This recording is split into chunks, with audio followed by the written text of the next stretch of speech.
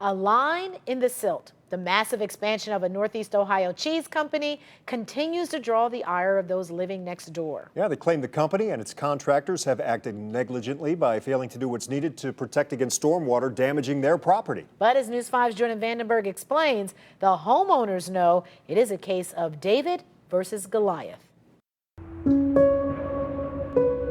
This has been our sanctuary. We all want something to pass down to our children. We've had many family reunions and get-togethers here.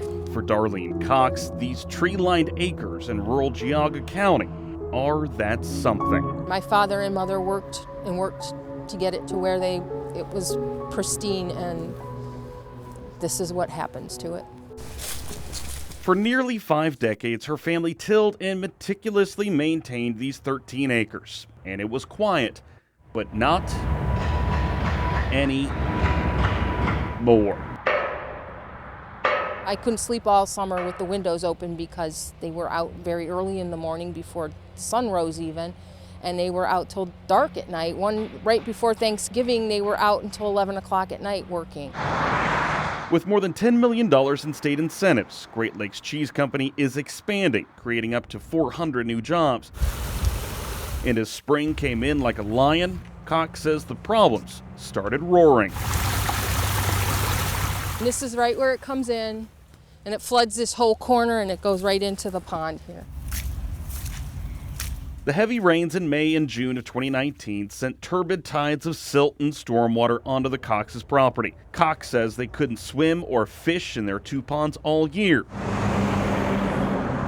In June, the Ohio EPA levied multiple violations against Great Lakes and its construction crews. It was very infuriating because it should have never come to this at all. I mean, you think there's planning way before what happened did happen, and it doesn't sound like anything was planned the way it should have been. The EPA found that crews did not build basins or diversion ditches before they started moving earth, as is required by law. The design firm on the project blamed record rains for delays in the installation of those basins. 3 months later, the EPA determined the violations had been resolved, but not before Cox claims her property flooded another 9 times. We were assured by the EPA that they were in compliance finally, but obviously they weren't because we're still getting flooding as of this past weekend. The Coxes have taken their case to court, suing Great Lakes Cheese, the engineers, and the contractors on the project.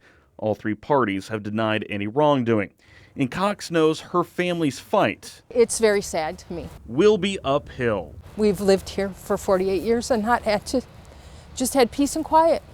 And now we've got this with the noise, and this was supposed to go to our kids and our grandkids.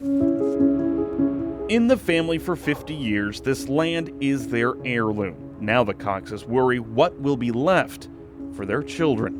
It's very sad to see what's become of our property here. In Geauga County, Jordan Vandenberg, News 5. Great Lakes Cheese Company and its contractors did not respond to requests for comment. In the lawsuit, they have denied any wrongdoing.